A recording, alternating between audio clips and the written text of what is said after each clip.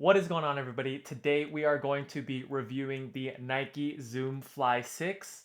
And spoiler alert, this is one of the best shoes of the year, in my opinion. So, the Nike Zoom Fly series is typically Nike's plated daily trainer series. So, this does have a full length carbon plate as well as a nice stack of foam. And it is mostly used for, I would say, marathon training, maybe a budget option for race day, as well as kind of like an everyday trainer with a plate in it to maybe pick up the pace. Now that we got that out of the way, let's get right into it. So starting out with the outsole, as you can see, Nike loves using their traditional waffle pattern on the outsole. And I would say that in the dry weather conditions that I was running in, as well as on the road, I didn't have any issues with grip.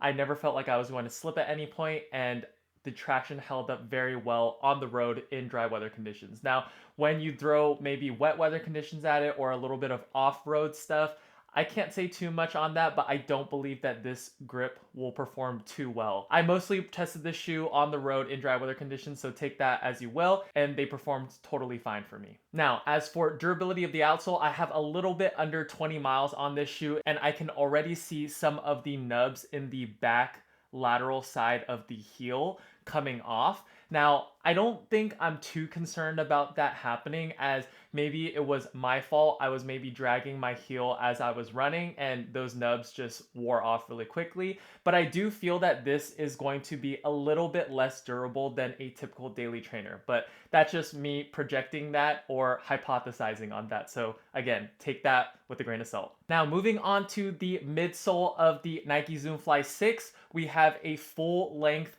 Nike Zoom X cushioning setup with a little bit of SRO2 foam at the bottom part of the heel. So I believe it's Nike Zoom X foam on the top part of the heel and then SRO2 foam on the bottom of the heel, paired with a full length carbon plate from Nike. And let me just tell you, this is a great setup in my experience. So I did do all types of runs in this shoe. I did test it in faster runs. I did do a long run in it, as well as I did do some easy paced runs in the shoe. And let me just tell you, this setup worked perfectly for all of those. Now, I do want to note that this shoe is not intended for, maybe those daily slow training miles, but I did feel that this cushion setup was able to accommodate that while I was running in the shoe. I have been really loving the heel geometry of Nike's kind of racing or performance line of shoes, where they have a little bit of a sawed off heel. I just feel that it helps make the transitions on the heel a lot smoother.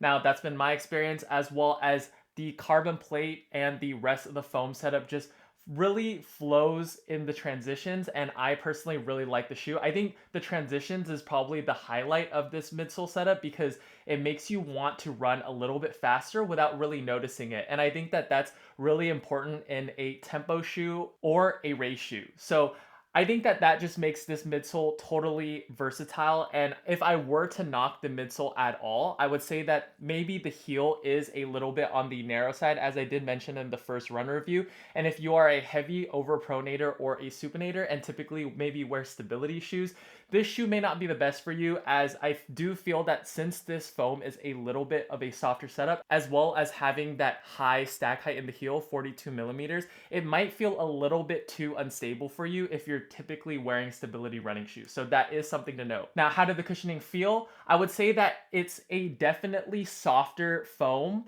but paired with that carbon plate as well as in the forefoot, it does firm up a little bit. I didn't feel like I was mushing into the foam at all, especially when I was starting to pick up the pace, and that includes the heel. If anything, the heel had a kind of soft plush feel, but it quickly turned into a responsive feel once I started picking up the pace. And as for the forefoot always did feel a little bit more on the firm side, which I prefer, especially when you are picking up the pace. I never felt that I was going to sink into the shoe, as well as I never really felt the carbon plate in the forefoot as well. Some of these carbon plated shoes, I do feel that it's very hard underneath your forefoot, and this shoe does a good job of being firm, but not hard to the point where you feel like plastic or carbon underneath your forefoot. So speaking about stack heights, as I do want to mention, the shoe has a 8 millimeter heel to toe drop, so 42 millimeters of stack height in the heel, dropping to 34 millimeters of stack height in the forefoot. And I think that this is a great step in the direction of super trainers. I've noticed that a lot of brands, including Nike, are starting to give us a little bit more foam in the super trainers, which I personally really like because I think it gives the shoes a little bit more versatility, as well as it makes the shoes available for maybe a budget race day option. So instead of spending, $250 to $300 on some premium race day shoes, I think at $170 you're still getting above the legal limit of stack height. And I'm not elite at all, so they don't check my shoes if they're legal or not. And I think 42 millimeters in the heel is definitely plenty to get you through a full marathon. So I really like that brands are starting to give us more bang for the buck, in my opinion, with the more stack height as well as just more cushioning underfoot, because I think that this is going to be a great race day shoe for a lot of people that want to save a couple bucks. And last but not least, we're going to talk about the upper a little bit. So I believe the upper is a double meshed upper. And I guess that's just a fancy way of saying mesh. I need to double check that to make sure that they actually said double. I think it's like double layered jacquard mesh. And the upper performed plenty fine for me. So to give you guys a little bit of context, this does have a little bit of a gusseted tongue, as well as I found that it ran true to size. I typically wear a size 12 in Nike running shoes as well as all my other running shoes, and I did go true to size in these. I also have a little bit wider of a foot, and the forefoot still accommodated my bunion or my wider than normal forefoot. As for heel lockdown, I didn't have any problems with the heel lockdown. It locked my heel down perfectly, and I did use the runner's loop, so that's just something to keep in mind. Now, how the upper performed, I would say that there's no break-in time necessary for this upper. It is a pretty soft and malleable upper, which I personally like, and I think that the fit is not super snug, but it isn't loose. So I think it's the perfect in-between where I felt that I had a little bit of space in the forefoot, so when my feet expanded on the long runs, it didn't cause me any problems, and it didn't feel like my foot was moving throughout the shoe at all. So I would say that the upper was a very good fit. It wasn't quite on the level of my favorite shoes like the Nike Pegasus 41 and the New Balance More V5 or 1080 V14's fit. Those shoes fit my foot perfectly. I would say that this shoe is above average in the fit category when it fits my foot, but again, it's all subjective. We all have different shaped foots, so take that with a grain of salt. If you can try these on in your local store, please do so. And I would say that it pretty much runs true to size, but to double check, maybe try the shoe on for yourself. Last but not least, I do want to touch on ventilation. Now, the ventilation in this shoe, I would say, is average. The reason why I say this is average is because it does look like a very breathable upper from first glance, but when you actually get the shoe in hand, since it is a double meshed upper, I do feel like that restricts some of the airflow, but when I was running faster or when it was super windy, I did still feel the wind through my toes and through my feet. So I would say that it had average ventilation, definitely above average compared to some of the other shoes I've recently tested, but for recency bias, I'm just gonna say that the ventilation on the shoe was average. So overall, what is my final verdict on the Nike Zoom Fly 6? I think they killed it, honestly. They did a fantastic job at revising and improving on the Nike Zoom Fly series. Personally, I hated the Zoom Fly 5. I just thought it was a terrible shoe.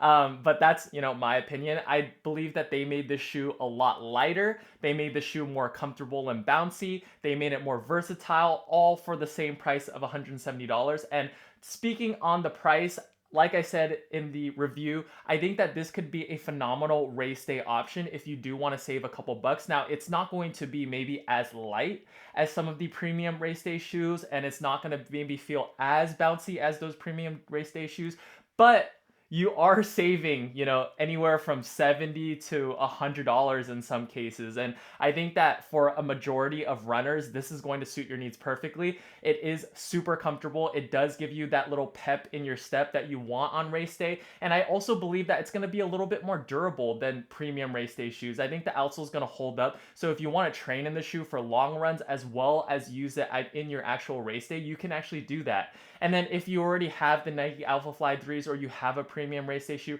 this is going to complement that rotation extremely well if you just want something to do your long runs in or something that feels a little bit more similar to a race day shoe. and you can do a wide majority of runs in the shoe. So I think priced at $170, yes, it is a lot of money, but I think Nike is actually giving you a lot of good value in the Zoom Fly 6. So that is my opinion in the shoe after running, around 18 to 19 miles in the shoe, doing a long run, doing slow runs, as well as doing regular fast runs. I would say that this shoe is one of the best shoes of 2024, and I don't say that lightly. I have tested a lot of shoes, and I personally really, really like this shoe. I think it is my favorite plated daily trainer shoe that I've tested this year. I have tested the Saucony Endorphin Speed 4. I'm testing the Asics Magic Speed 4 right now. I've had the Brooks Hyperion Max 2s. So I've tested quite a few plated daily trainers. I think I am missing the New Balance Trainer V3s, but to be honest, I'm not really excited to test those, and I don't know if I'm going to get around to testing those. So for me, I think that this shoe works perfectly, and I think if you are a Nike fan, a Nike running fan, you are going to enjoy this shoe. And if you aren't a Nike running fan,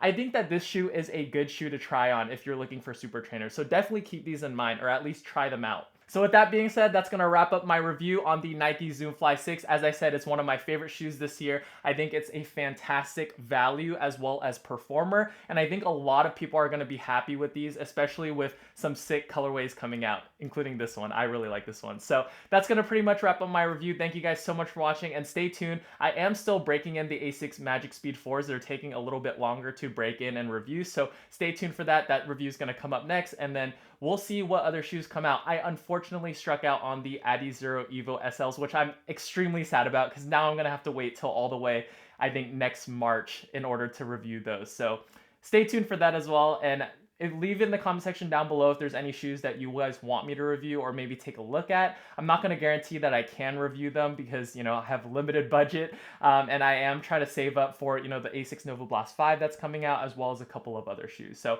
thank you guys so much for watching. Really, really appreciate the support, and I will see you guys in the next one. Peace.